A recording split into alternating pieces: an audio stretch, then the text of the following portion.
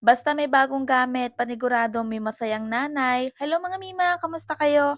Finally nga, nabili ko na itong Sanyo Donut Maker na to mga Mima dahil yung mga anak ko sawa na sa mga bilog na pancake.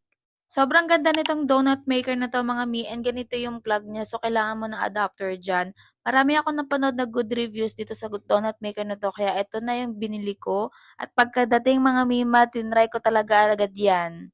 Wala itong on and off button mga mima, so isasaksak mo lang yan and you're good to go.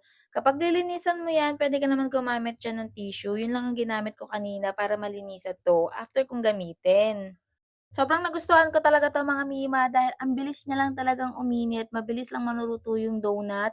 So, perfect talaga 'to kapagka nagmamadali kang gumawa ng breakfast or merienda ng mga anak mo. And tignan niyo mga Mima yung pagkakaluto dun sa donut, sobrang ganda mga Mi, grabe na pati yung anak ko talagang gustong-gusto niya.